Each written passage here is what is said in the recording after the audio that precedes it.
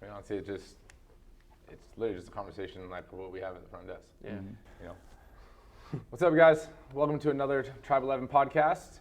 We got today a special guest for you. We have myself, Devin.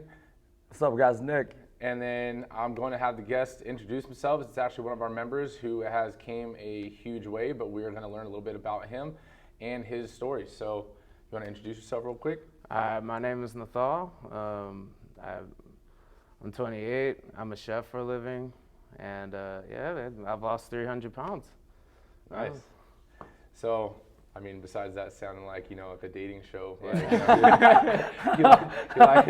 he likes long walks on the beach. Yeah. I was about to say that. I was going to say. No, but that's good. No, I mean, that's good. We go with Nath for short. But I mean, he's been one of our members for a while now. When did you start with us? It was around, I think it was around January, March, April.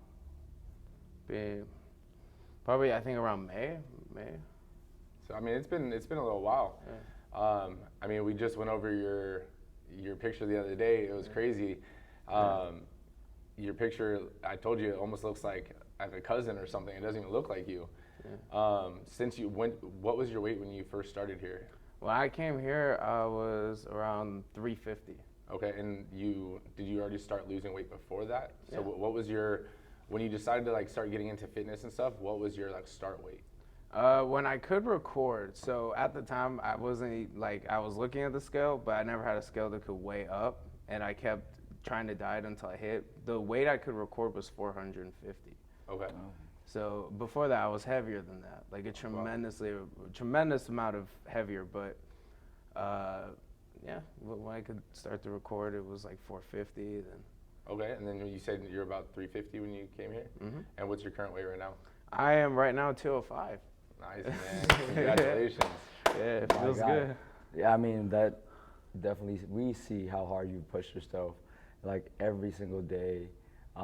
I remember the first, couple workouts when you came in. Remember with the ab wheel and bear crawl, and I told you that talk that I was like, bro, I was like, it's okay, take your time. That's what we're all about. We'd rather you go at your own pace than try to go beyond what you're capable at the moment, and then risk injuring yourself. And then I could just see it in you, bro. I can see the way you looked at my eyes. I know you wanted it. So that's why I told you, bro, we can do this. Just take your time on it. And it's crazy, looking back on it. Now it's you're doing crazier stuff like that, I don't even want to do sometimes. Yeah, we got, you doing the plyo push-ups, the rugby push-ups, to the clap behind the back, Guy doing dragonflies the other day. So I mean, honestly, kudos to you. It's not an easy feat for a lot of people to lose weight in general, but to come from where you came, in the 450 range, a lot of people wouldn't even fathom losing that much weight, and they can't even imagine the struggle, not just even from physical aspect. It's workouts are tiring, not just from us, but workouts in general. But what would you say would you say that you not only battled, yourself in your workouts, but also mentally as well? Oh, absolutely. What kind of got you through those sticking points when you didn't see change as fast as you wanted to see it, versus where you thought you should be, and then all of a sudden you stepped on the scale and you saw a number you didn't expect? I had a couple.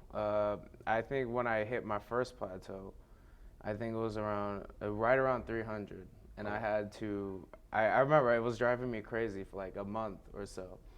And I kept going. I was watching my calories, and I had to keep saying to myself trust the process, and that was a mental and physical. I remember I was working out 2 times a day, going even harder on my diets, just kind of losing a little bit. But by the end of it, after that month, the one thing I had in my head was you can do this. You can break this plateau. It's that one number. I'm the 1 pound. It's sometimes it's it comes down to the 1 pound or the smallest things. You feel tired. You got to keep going. You got to push yourself harder. And then the reward that I knew that I was gonna get when I hit past that weight.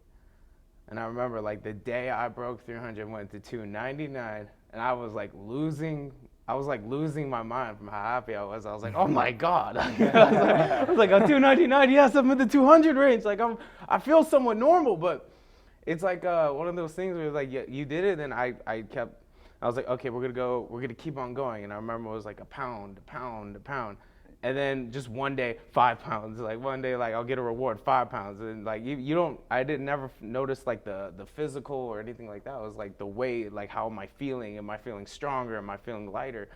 And it just at that point when I hit that point and I started hitting 290s, and I hit one where I was 250. And that was a breaker one, because that one I was stuck on that for a second. It was like 2 weeks, and I kept looking at the scale. I'm like, you gotta trust the process. You're not gonna gain weight. You're not gonna gain weight. But you know, like if you you'll watch your food really closely, and if you mess up or you go over something, you kind of just have to keep going and trusting that, Right. It's like one of those things where it's like a test of your faith and like how you're doing in your weight loss journey or like your fitness journey, as well as like how much you can like what am I doing wrong or what am I doing right, Right. And then I remember that one 240. Then I remember my goal was 225, and then from there I got rewarded. Like everything went down more, and I'm like, okay. I was like, this is great. It seems like when you hit that, when you finally broke that point for you, that momentum that that you picked up was just crazy. It was just boom, boom, boom, right after another. Yeah. So that's awesome, dude. Yeah. I mean, honestly, like you've come such a long way. Was it what? I mean, if you don't mind me asking, like what led you? Do you think, in your opinion, like to get into like the weight that you were at, in the 450 range? Complacency, I think. A lot of the time, like we don't notice it. Especially when you've been big your whole life. Sometimes you're really comfortable with it, right? And it's kind of like one of those things where you're comfortable, and then eventually you start seeing time fly by, and you're like, I don't like this.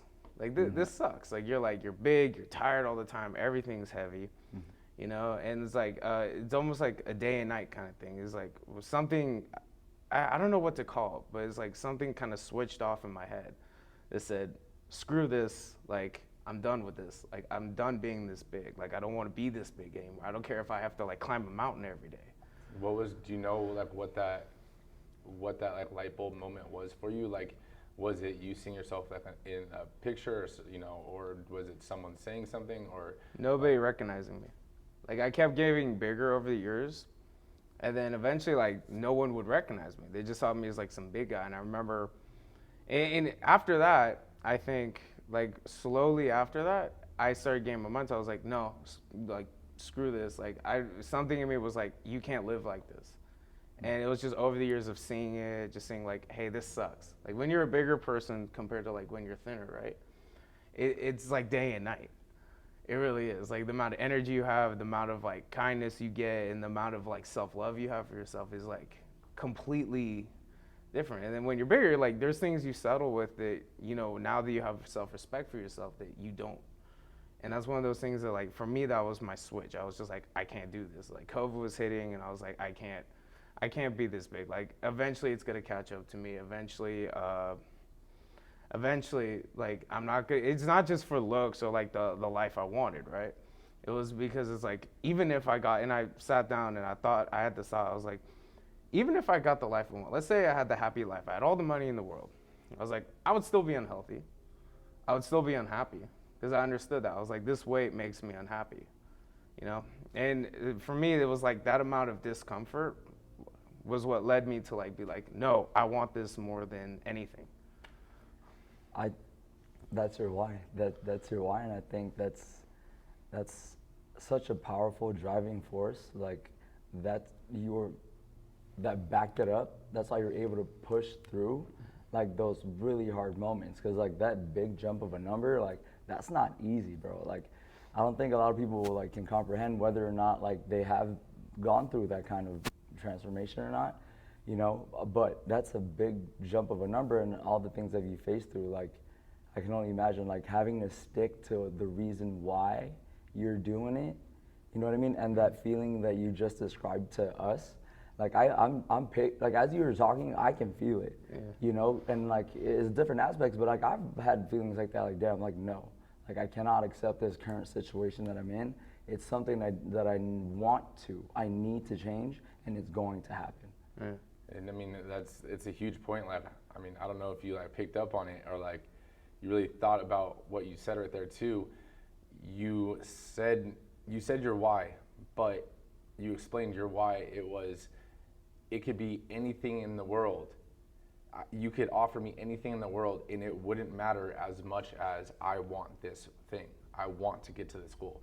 That means no matter what plateau you hit, no matter what, struggles you hit along the way, you were gonna will through it one way or another. Whether it was going to different gyms, whether it was gonna be getting a trainer, whether, it didn't matter what the factor was. Like you knew you were gonna get to, in your head, 225. And I mean, now you're past that, but I mean, like, that's huge. A lot of people don't realize that your why can't just be, because I want. It's like, yeah, but do you want it bad enough, right? Like there's a saying, you have to, I'm gonna butcher the saying a little bit right now because I can't think of like it verbatim, but if you want your goal as bad as you want to breathe, then you will be successful. Yeah, Eric Thomas. Yeah. You want to be successful as bad as you want to breathe. Yeah. Yeah. That's a really good one. Yeah. You did mention a thing that actually I was going to ask you about it, so it's crazy that you even bring it up. You mentioned that you're treated a certain way from others being big versus being smaller. Mm-hmm. And can you elaborate a little bit on that?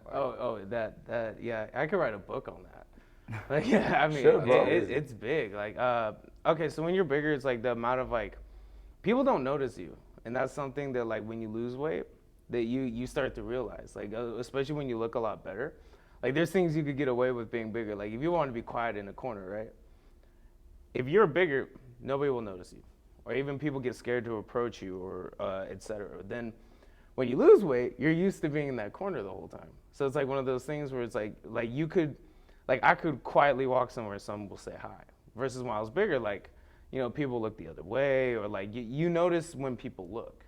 Right. It's kind of like, you ever see the people with like elephant ears, things like that? Mm-hmm. People look. And you get so used to it, but then when you're thinner, you're not used to people being like, damn, like, in a good way. So it's like, it's one of those things where like day and night, or like the switch in people that you used to know. That's a big one. And I mean, it's a little bit shallow, but at the same time, it's like, it does feel good. Like, you'll see them, they'll look, and they'll be like, oh, shit.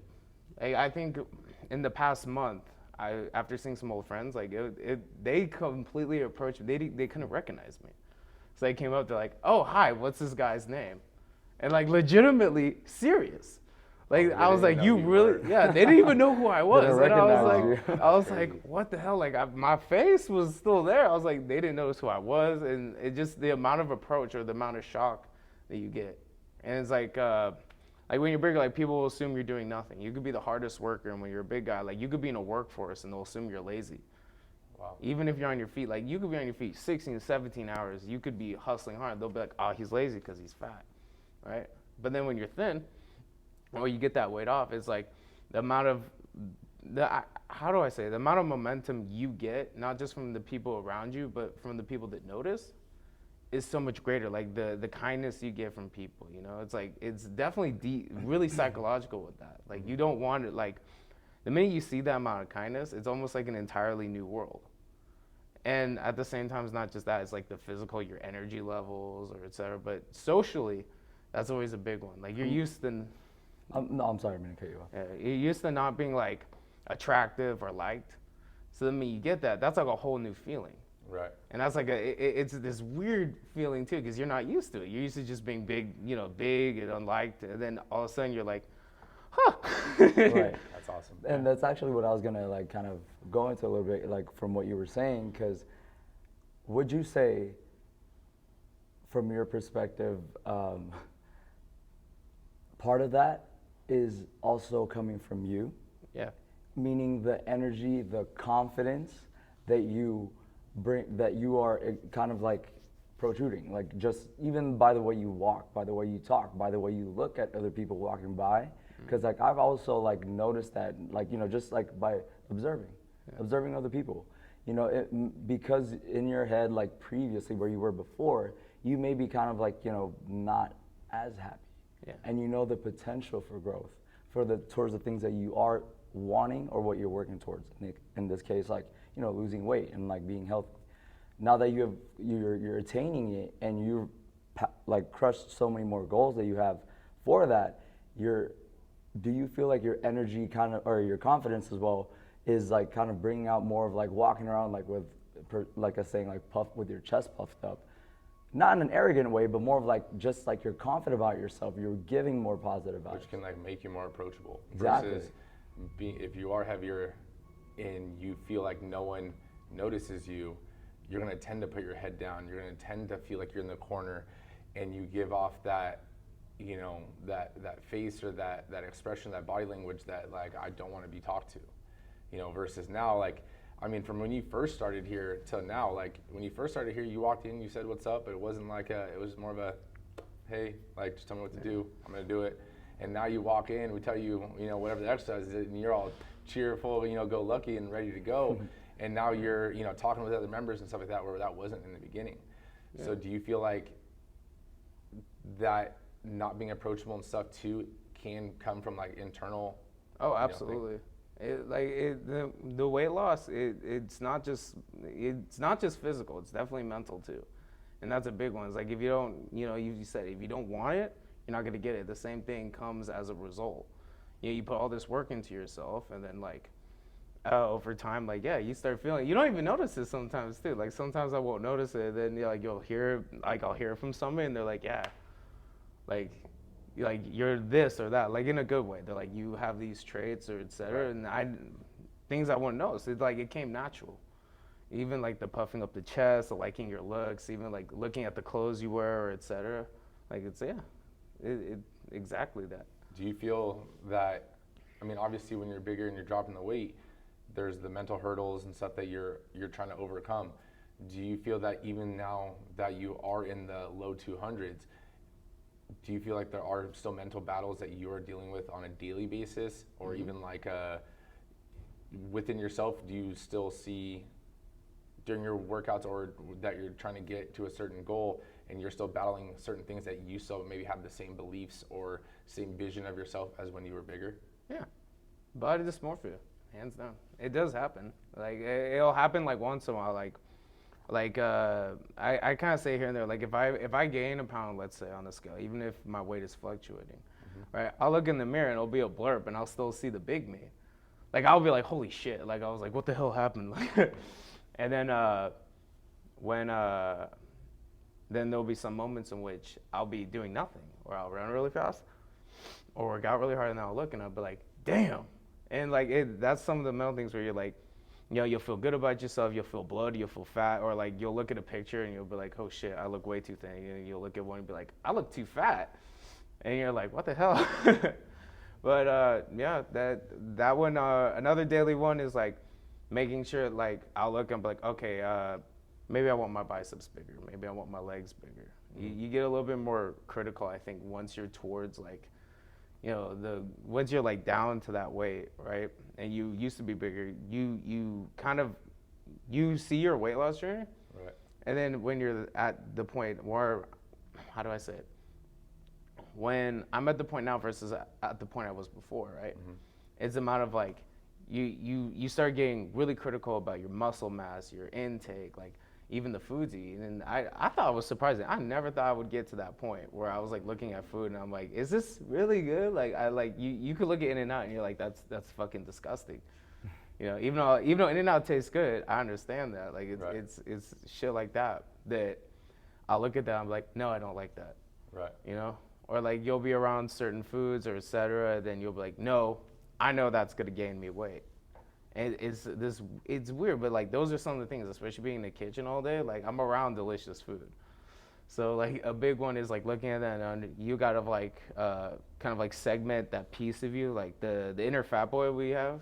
We have that. That one does come out. Like I promise you, there'll be some days in which like it'll be a slow day at work, or like I'll be at home or out and I'm like, oh my God, is that my favorite ice cream?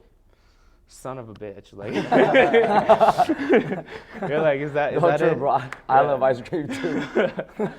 Yeah, it's like Cookie Monster. You guys ever had Cookie Monster? Yeah. Yeah, that shit is fucking delicious. That is evil. That is Satan like itself. Or like you'll say like, oh, is that a cheese crust pizza? I love cheese crust pizza. And then you're just like, but I know how that's gonna make me feel the next day. Now, with that, do you still allow yourself cheat meals? Yes, here and there. I think as I've gotten further down, because I did this like when I was in my 250s, I started implementing the cheat day. So before my goal, or before like 225 or 250-ish, I was like, okay, no cheat days. We're going hard, hard, hard, hard. And then eventually I was getting to the point where it's like, I was like, I need something, you know? And I think they are good for you. Don't turn it into a cheat day, because I think those are detrimental. Those, you'll gain like 5-6 pounds, and then when you're on your weight loss journey, your body will fight you for those 5 pounds. Like you could lose 20 pounds in a day, and then gain those 5 pounds. It could take you a month to lose that. Your body will literally fight you on that just because it doesn't know any better. But yeah, I'll have a cheat meal here and there. Now I'm a little bit more critical. So even if I have a cheat meal, it's like it's still relatively healthy. Like if I look, I'll be like, oh, I want a steak with Brussels sprouts, where I'm not counting the macros on it. But you're like, that's not necessarily bad. Mm-hmm. But it's like I'm not going to like a pizzeria factory or like some Italian place. Like I want to die from pasta overdose. But that's only because like once I hit that weight, I got even more inspired, you know, because I just more clicked. I was like, no, I don't need these cheat meals as much. Like I don't need this. I can sustain what I'm doing. And like then you see the fattening food. Yeah, once in a while we break. Once in a while you screw up, but then you flip it over and you're like, okay, back to what we're doing. Your perspective changed completely, huh? Yeah, amazingly, it really is. It's like a kind of like a form of like insanity, you could say, because it's like I remember even when I did this before and I failed at it, right? I remember I look at food, I'd have that like love, you know, like, oh, we could eat ice cream or things like that. And then now I look at it and it's like, no. And you even working out, you're like, oh, I'm tired. I don't want to do more. And now I finish a workout and I'm like, I just want my body to recover so I can go back and run. It's almost like the little Energizer bunny just juked inside my body. It's like, go, go, go. But do you think that's because you're impressed with yourself and you know your body's capability? Or on some days, is that because you're like, I need to do a second workout because I had a cheat meal yesterday? No. Wait. Well, I mean, those I do feel too, but the big one is honestly just because it's like after I started seeing better results, right? In the beginning, you know, so the weight loss, you have your body dysmorphia, you don't see it. Then it comes to a point where I look in the mirror, I'm like, damn. Yeah, you want more. Yeah, you want more. Like you crave it. Like you're like, oh, I want to get buffer. I want to get faster. I want to do this. Like it's like you're obsessed. You become obsessed in a way. Yeah. But that's definitely a good thing though. That's a great way to look at it, because, I mean, I was gonna let you know, like honestly, I don't know if you know this. I can't think of the hormone off the top of my head, but cheat meals, whether it is a steak and Brussels sprouts, like if that's what you're craving, like eat it. Cheat meals, there's actually a hormone that's released when you have the cheat meal that actually helps break your plateau, right? Mm-hmm. So if you're strict on a diet for a long time, let's say if you're only eating chicken and fish, a steak sounds like $1 million, you know? So it is beneficial and sometimes necessary for you to have a cheat meal. I mean, even when you were doing your show, like remember I strategically placed your cheat meals, and your cheat meals weren't even super unhealthy either, but it was because you had certain like desires essentially when you're on your meal plan that you're like, I want this and I can't have it. Mm-hmm. It doesn't matter what that, if it's ice cream or if it's a steak, it's still something you can't have right now, you know?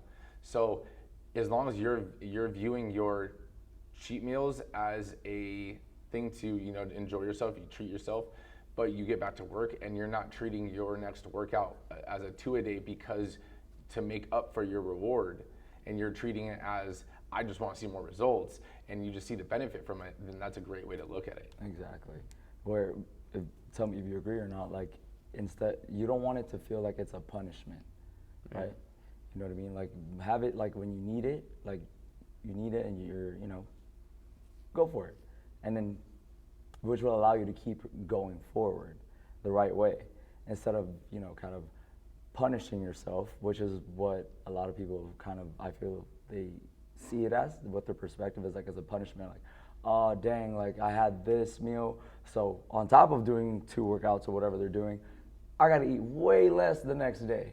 And then you're like, that next day where you're barely eating anything, it's like, now you're gonna just, completely snowball downward. Because then not only are you getting the proper nutrients for the next day, but you're mentally like crushing your discipline to be able to hop back right on track after that cheat meal. What's your nutrition like? Like, how did you set up your plan for your nutrition? Like, did you get help, just in case no one's ever met you? Like, are you watching your calories or you're watching your macros? And then on top of that, and part 2 to the question is like, are you currently taking supplements? Yeah. Macro-wise, I do watch that. I've been a lot more critical. I think when I started hitting my goal, I started getting more critical. Because before I was very much like just eat little. I had a couple things that worked, maybe meal most of the while, but try to keep it like low calorie, Some people, like their diet plan is different, but what worked for me was like protein shakes, light protein, stay away from bread. If you're gonna eat anything, you're eating vegetables, it's 0 calorie, like Splenda was like your best friend. I do recommend that. It is your best friend to keep you sane. If you like sugar a lot, like for me, that's something that worked really well.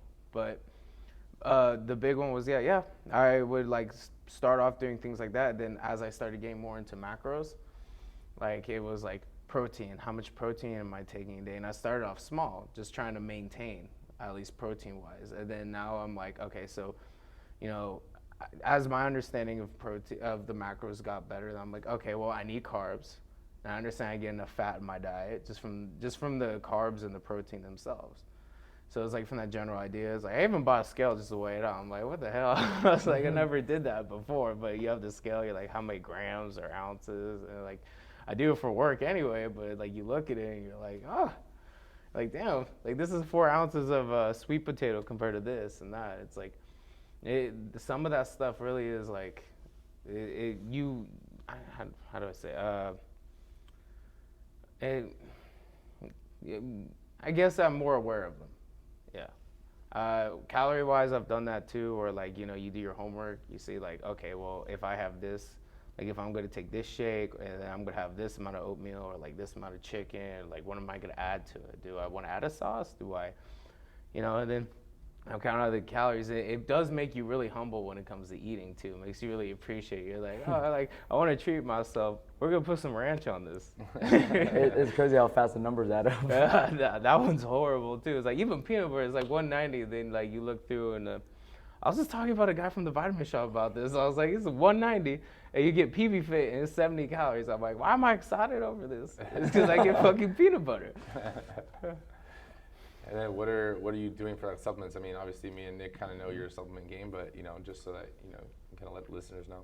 All right, creatine monohydrate, not the other ones, because the other ones they haven't been researched as well, and I stood behind that one because I looked it up just to be sure, because I'm like I don't want, like when I was going on this weight loss, like I didn't want it to be I don't want to be anything too artificial, like things that work. But I don't want to be that guy on steroids. Like I don't. Yeah, we have enough to lose in our lives. Like I don't need to lose anything else. L-carnitine is a great best friend. I think that's definitely helped. I think get through plateaus. It's not the It's not the biggest one. I think the effort does it. Right. But like the L-carnitine definitely works. The BCAAs help keep you alive. And then what's the other one we have? Is the other one from First Forms for your skin. Collagen, there you go. That one helped when I was really sore. Like I was dying for like a couple of days, and I talked to Matt, or like you guys, I think, and they were like, take some collagen. Like if the BCAA isn't getting you through enough, take collagen, and that helped out a lot. And the joints and your bones and stuff as well. Yeah, and besides that, just maybe melatonin. I tried a couple other things, but honestly, those are the ones I regularly take. Okay. Yeah. I did have a question. What's it called? Oh. So with your whole process and stuff, if you can give advice to any listeners that might be going through, obviously they're going through their own, whether it's a big weight jump, body fat percentage drop, getting ready for a competition, unable to consistency in the gym going for outside reasons, what would you, give as an advice? I think a big one is that people do get wrong, that people do say not to do, but this has worked for me. It's like the keep going. That's a big one. If you're going towards your goal, I think like even if you are struggling, like even if you feel like you're missing something, keep going. Even if you can't see like your goal yet, that's a big one. Another one is trust the process. That's definitely a big one. You have to, right? Because like you could be plateauing, your weight could be fluctuating, and you could be losing your mind. Like you have your body dysmorphia, the weight fluctuating, and then you're like, oh shit. But then as long as you understand that like, hey, this is the direction I'm going, you're working out consistently. That's another big one, is to be consistent. Even if you feel like you're not making the gains, be consistent. Inspiration, I heard this, I forgot it was online or something, but it couldn't make any more sense. Like consistency is always the biggest one. Consistency and discipline. Because no matter what, the hardest part I think about getting in shape or like getting to the gym or et cetera is just walking out the door and going. I think once you're there, it definitely makes a lot more sense. Like once you're there, like I think the push, it gets a lot easier to do your thing, but like the consistency, the discipline, and keep going. Eventually, like even if you feel like shit, eventually you're going to eventually you will create momentum, and if you struggle with that kind of stuff, just remember like your goal, like, for me, I wanted to hit my goal and I said, fuck it, I'm gonna shoot past. So I think a big one is shoot past your goal. Another thing is to always be consistent, always try to go as much as you can. I know that seems a little off, like, some people, they say, get your 1-2 rest days. I say, keep going, get obsessed with it, let it in, enjoy it, because eventually, like, life will get in the way. You will be forced to have to take a rest day. You will be forced to have to sit down once in a while. So I think that's definitely a big one. Keep going, the process, and just learn to love it. Learn to love it. That's awesome. Yeah. Do you have like support from outside sources, or has it been like mainly you? Like a lot of people have friends, family that they work out with. Other people do it solo. They do it kind of just, behind closed doors, and they don't tell anyone the struggles that they're going through. Have you had a support system through your journey from 450 till now? Not until I started getting to like the end point, I think, which is really weird. When I started losing weight, I was like alone doing all this. So I would show up to the gym. I was like, whatever. I showed up, and eventually, I think once I got down to like 200, when people started to notice it, that's where I got a better support system. And it does make sense at times, because like when you're bigger and you're there, people don't see it yet. They don't know who I am. And like when I was first going to Crunch, like I had some people that were losing weight, and they didn't notice me until I think it was like 2 months in, and then they started getting harder. They started asking me like, "What are you doing? Like, where'd you come from?" I'd be at the 50-pound mark. It'd be like, "Oh, here's the 100-pound mark." At that point, I had a support system. I think when I started gaining momentum, when I first started, no, I was always quiet in the back, or like when I started, I could barely walk. So you could see a big guy on a bicycle. He's not really going to talk to that many people. Right. But as I started like gaining the momentum, started running, people started noticing. That's where you have people at the gym who are like, yeah, I'll see you at 9. Or even people here, they'll see you guys. Good support system. And it's like one of those things where it's like that definitely drove me further. I think a funny one was this one big guy. I bumped into him at the gym, and he's like, "You wanna know how you know someone's losing weight? They're always angry." And he'd be walking. He's like, "You see Sarah? She hasn't talked to me in a month ever since I lost 50 pounds. Fuck you, Sarah." And we were just laughing while riding a bicycle next to this guy. It's like some of those things. That's funny. Yeah. And you said the gym, actually, that was one of the questions I wanted to ask you. Yeah.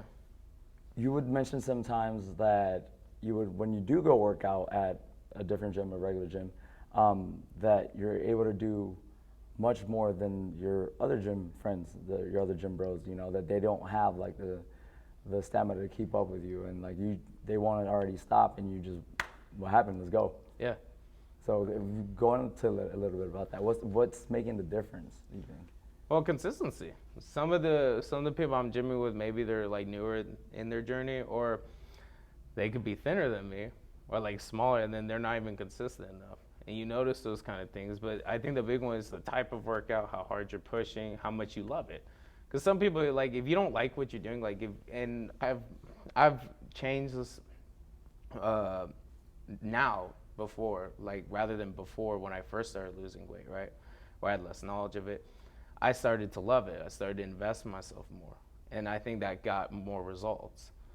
Versus like, and I one of my noticing moments was like we were doing bear crawls. You know, I said this, we were like doing bear crawls, and they're dying on the sled, and I'm literally doing both their sleds while doing like I'm like, okay, we're at the end, let's do burpees, and I'm like, oh, and I remember finishing the gym, and I'm like, holy shit, like I can do this shit, like even like pull-ups.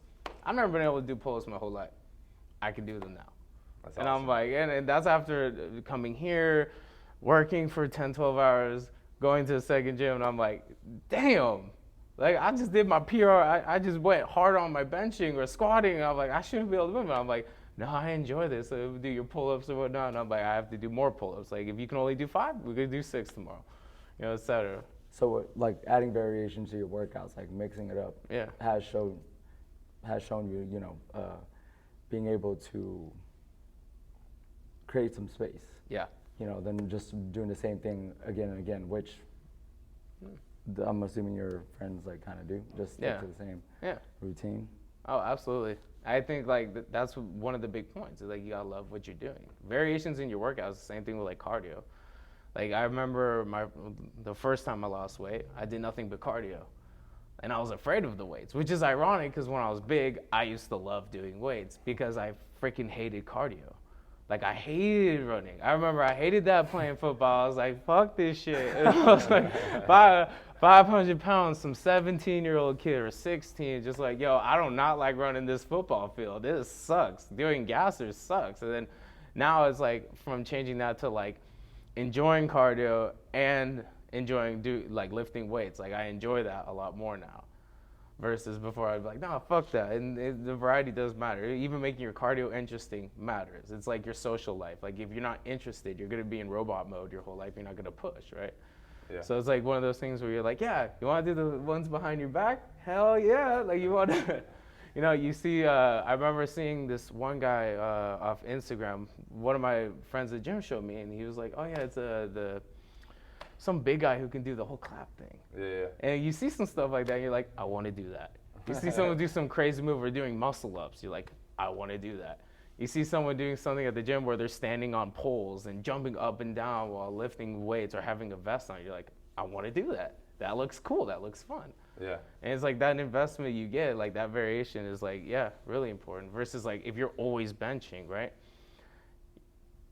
You're gonna get results on your bench, yes. But like when I would jump on benching, and I wasn't benching forever, I came from here and I was like, okay, we're gonna start benching again. I was like, damn, I can lift a lot more. I shouldn't be able to lift a lot more. Like if anyone else, like if I was doing any other workout or like anything without variation or like without that kind of strength training, and I jumped on a bench press, I'd be like, 100 pounds or like something. And I'm like, oh no, this is easy. I remember testing out a couple times like during my weight loss journey, and I was like, damn.